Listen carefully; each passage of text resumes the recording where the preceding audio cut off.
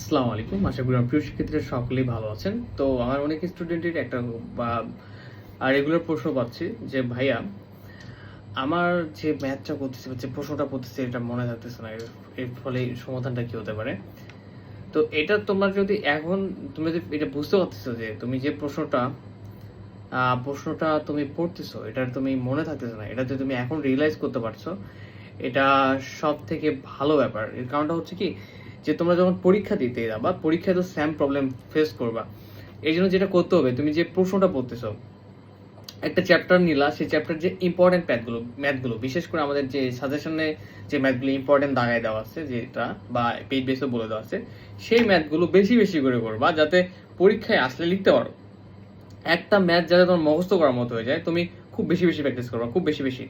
আর যে কম দামের যে দিস্তাগুলো পাওয়া যায় খাতার, সেগুলো কিনবা। যদি ফিনান্সিয়াল প্রবলেম থাকে তো বেশি বেশি 10-12 বার, 13 বার, 14 বার, 15 বার, 20 বার হোক, যতক্ষণ পর্যন্ত তুমি কোনো উইদাউট ব্রেক ছাড়া তুমি সলভ করতে পারছো ততক্ষণ পর্যন্ত করতেই থাকবা, ঠিক আছে?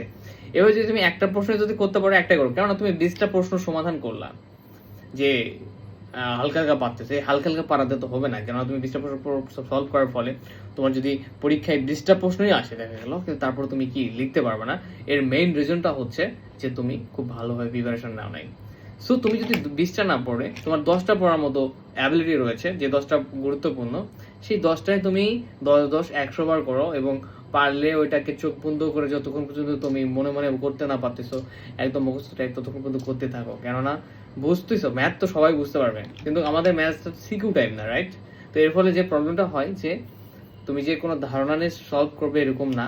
এর ফলে যেটা হয় যে আমাদের অনেকটা সিকিউ না হওয়ার কারণে অনেকটা ম্যাথগুলো তো বুঝলে হবে না, শুধু ওইটাকে মাথায় থাকতে হবে। সো এই থাকার জন্য বেশি বেশি প্র্যাকটিস করতে হবে, এছাড়া কোনো উপায় নাই। সো রিভিশনের মধ্যে রাখো, বারবার রিভিশনের মধ্যে ইনশাল্লাহ এই প্রবলেমটা ফেস করবে না।